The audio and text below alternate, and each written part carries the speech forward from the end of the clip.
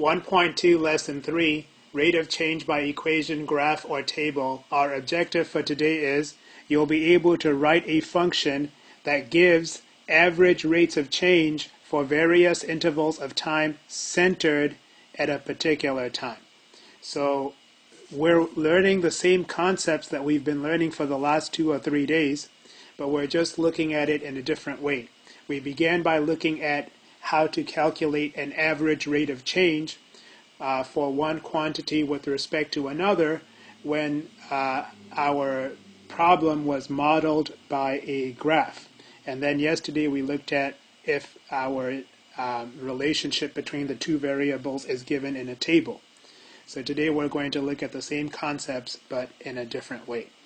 So average rate of change, when we looked at our problem modeled by a graph, we saw that the average rate of change was equivalent to the slope of the secant line passing through 2 points. And if we wanted to approximate the instantaneous rate of change at a particular point in time, we moved the second point on the secant line closer to the first point, making the time interval shorter and shorter. And the limiting value of the slopes of the secant line as the second point approached the first point, that gave us an approximation for the instantaneous rate of change, which is equivalent to the slope of what we call the tangent line. The instantaneous rate of change is called the derivative. Our lesson for today will be number 14, fox population problem. The population of foxes in a particular region varies periodically due to fluctuating food supplies. So assume that the number of foxes f of t is given by this model. The number of foxes as a function of time is equal to 300 plus 200 times sine of t, where t is time in years after a certain date. Store the equation for f of t as y sub 1 in your grapher and plot the graph using a window with 0 to 10 for t. So 0 to 10 years. Remember, t is time in years. Sketch the graph. On the sketch, show a point where the fox population is increasing, a point where the fox population is decreasing, and a point where the fox population is not changing much. So you can see that I've taken our model and entered it into Desmos. And here's the graph of our fox population model. Time is going from 0 to 10 years, and the fox population starts at 300. It increases to 500, and then goes to a minimum of 100. So it fluctuates between 100 and 500. And the fluctuation is due to fluctuating food supplies, and in our model that is indicated with 200 times sine of t. Sine of t ranges between -1 and +1. So when sine of t is -1, you will have 300 plus -200, which gives you 100. And when sine of t is +1, you'll have 300 plus 200, which gives you 500. So there's our model, and the instructions are asking us to sketch the graph, which you see here. On the sketch, show a point where the fox population is increasing. So to do that, you can just look at the graph, and you can see, for example, you can see that the fox population is increasing here, also here, and so on. Those are places where the fox population is increasing. Those are times where the fox population is increasing. A point where the fox population is decreasing. So for example here, you can see that the fox population is declining. All of these points that I'm showing in blue are times at which the fox population is decreasing. And a point where the fox population is not changing much. So where is the fox population not changing much? Maybe somewhere around here. The fox population isn't changing much. Also around here, the fox population isn't changing much. So that's how you do the first part. Now we go to part B. It says the change in f of t, or the change in the fox population from t is equal to 1 to some other value of time, is given by the fox population at time t minus the fox population at t is equal to 1 year.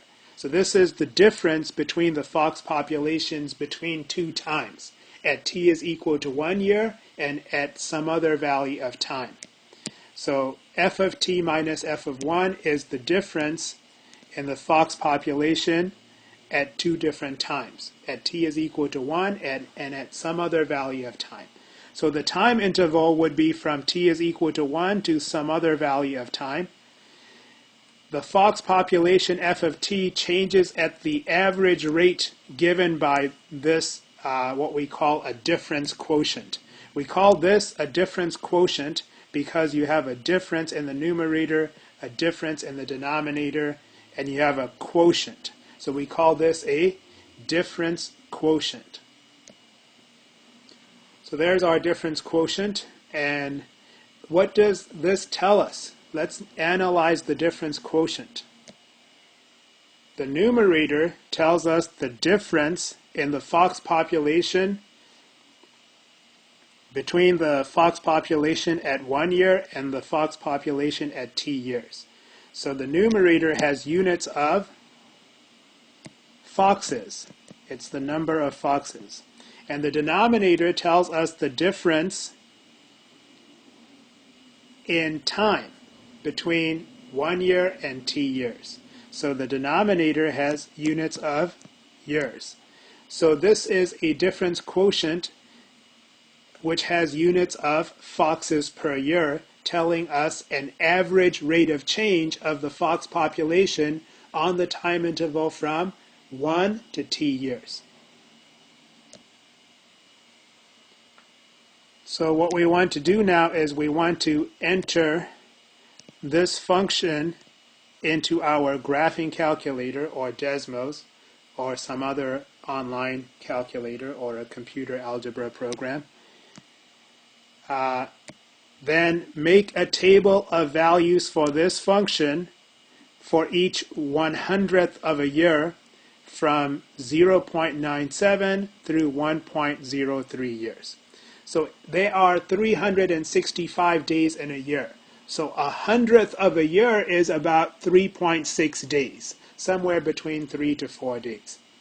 So again, what does this function tell us? If you analyze the difference quotient as we did earlier, it tells us the average rate of change of the fox population per year on the time interval from 1 to t years.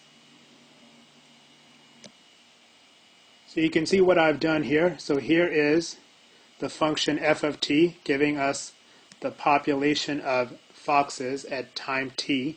And here is the function r of t, which again gives us the rate of change of the fox population with respect to time.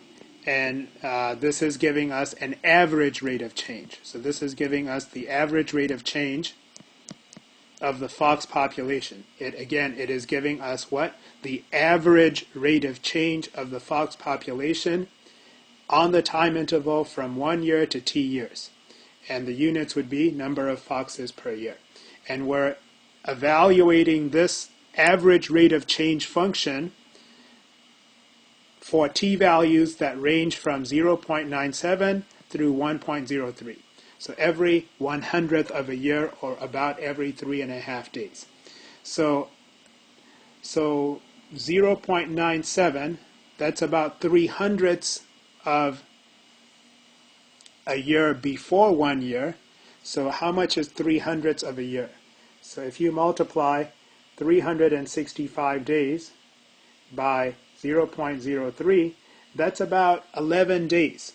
So for the 11 days before 1 year is up, for that time interval of 11 days, the average rate of change of the fox population on that time interval of 11 days is about 110.6 foxes per year.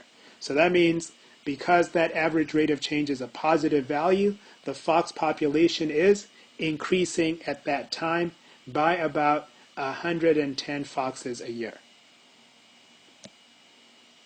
And if you look at the graph of the function giving us the population of foxes, at around t is equal to 1, you can see that the graph modeling the fox population is rising.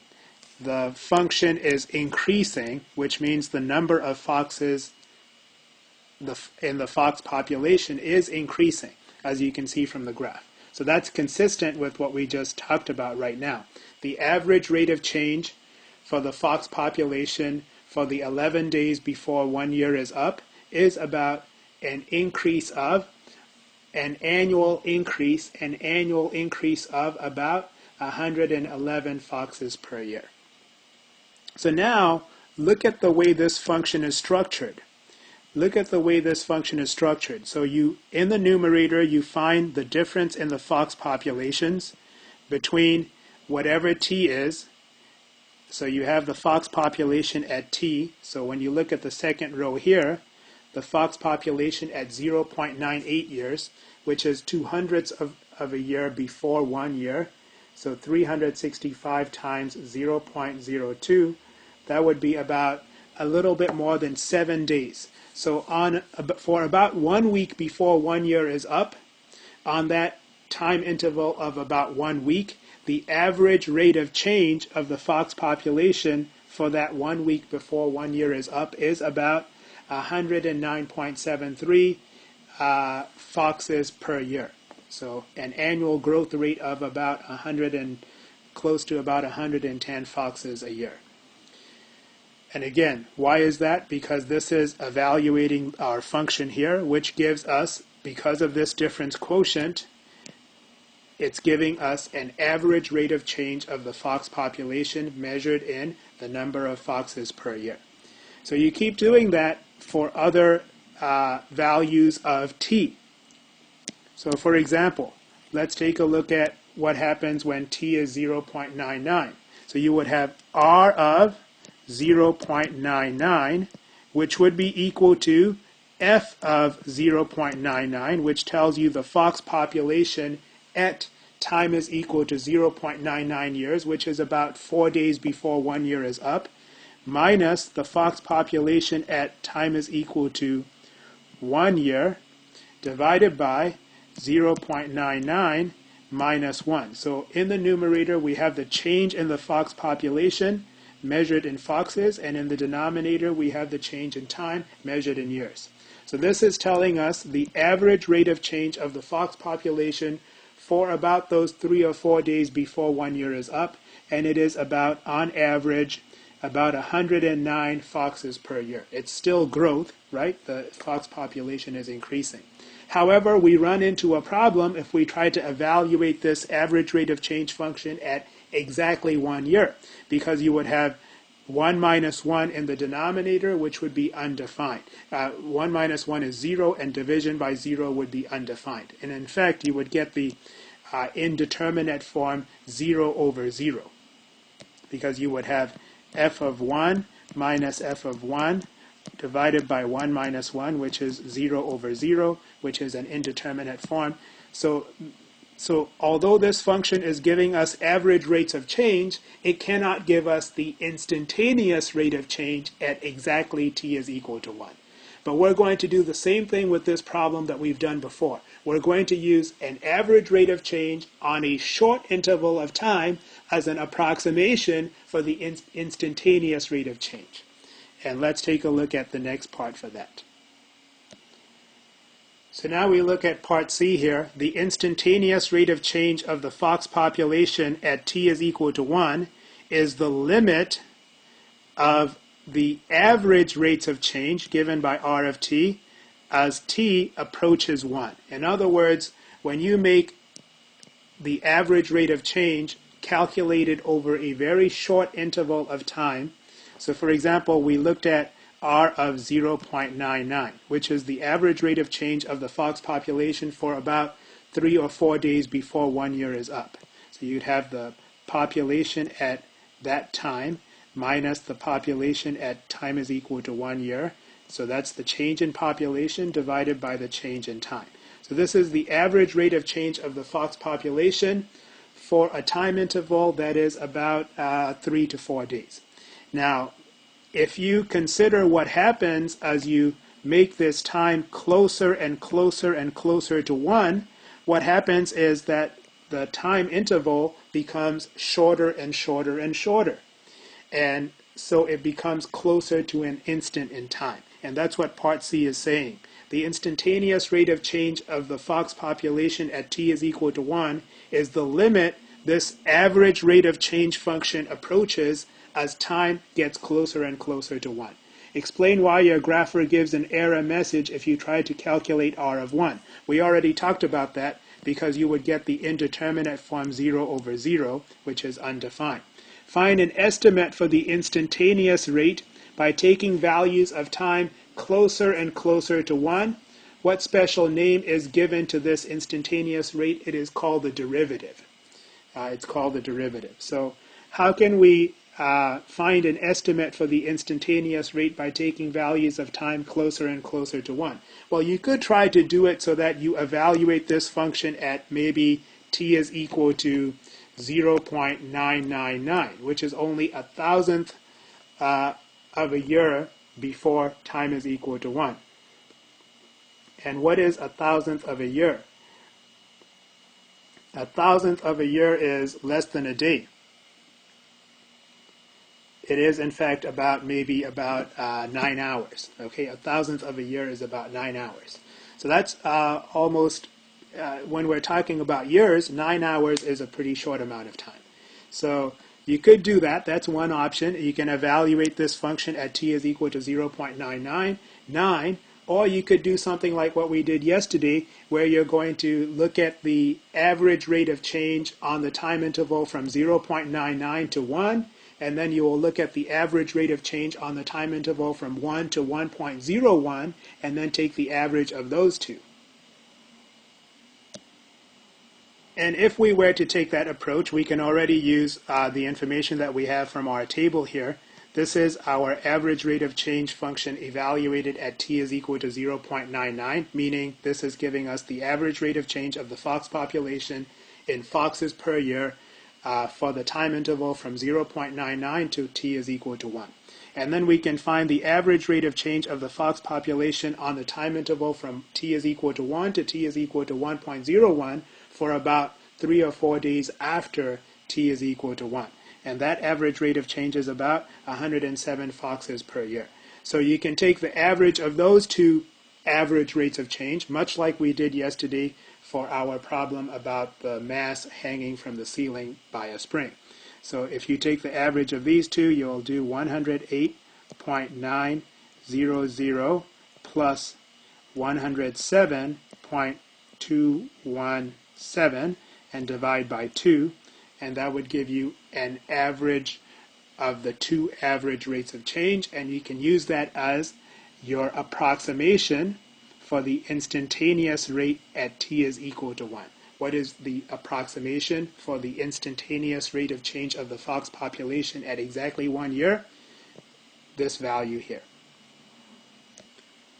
So our approximation for the instantaneous rate of change of the fox population at t is equal to 1 would be about 108 foxes per year. So at that instant in time, the fox population is growing at about 108 foxes per year. And now we'll conclude our problem by looking at part D. At approximately what instantaneous rate is the fox population changing at t is equal to 4? Explain why the answer is negative. So you will try to write a function like what we had in part B. You can write the average rate of change on the time interval from t is equal to 4 to some other time close to 4 would be the fox population at whatever the time is minus the fox population at t is equal to 4. So this is the change in the fox population measured in foxes divided by the change in time, which would be t minus 4. and that would be measured in years.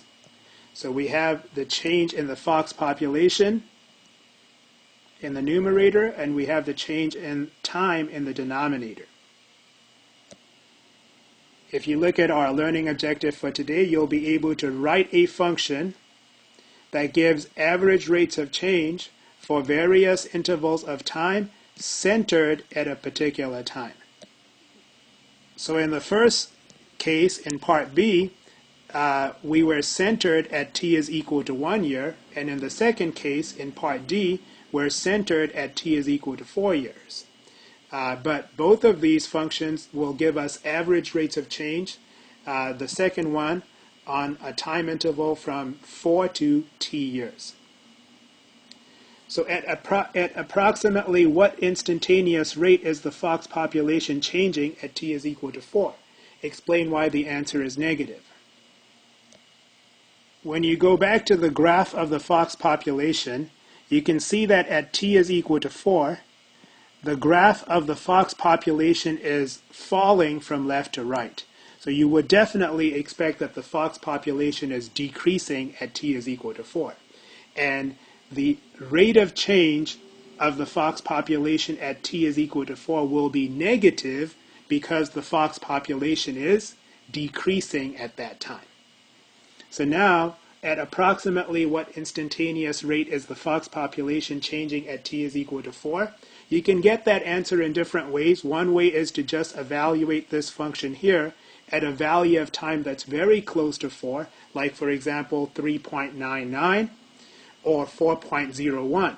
So those are both times that are close to 4, and each of them will give you an approximation for the instantaneous rate of change of the fox population at exactly 4.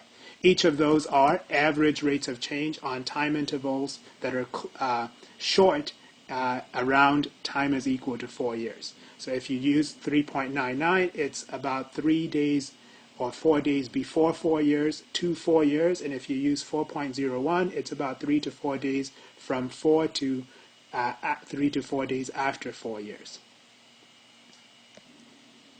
So you can see what I've done here. I call this function a different letter, C, for change, and it's the average rate of change. And the numerator tells you the change in the fox population, and the denominator tells you the change in time. So if I evaluate that at t is equal to 3.99, that would give me the average rate of change of the fox population from 3.99 to t is equal to 4. If I evaluate this function, the average rate of change function at t is equal to 4.01, it would give me the average rate of change of the fox population on the time interval from 4 to 4.01. And of course, the closer you make t to 4, the shorter the time interval will be, and the better your approximation will be for your instantaneous rate of change of the fox population at t is equal to 4. But like we did yesterday, we could take the average of these two average rates of change and use that as our approximation for the instantaneous rate of change of the fox population at t is equal to 4 years. And if you do that average of these two average rates of change, you'll get that the fox population is changing at an approximate instantaneous rate of change of negative 130.73 foxes per year, or the fox population is declining at a rate of about 131 foxes per year. The answer is negative because the number of foxes is decreasing. So today we looked at being able to write a function that gives average rates of change for various intervals of time centered at a particular time, but the concepts are the same as what we've been looking at for the last 2 or 3 days.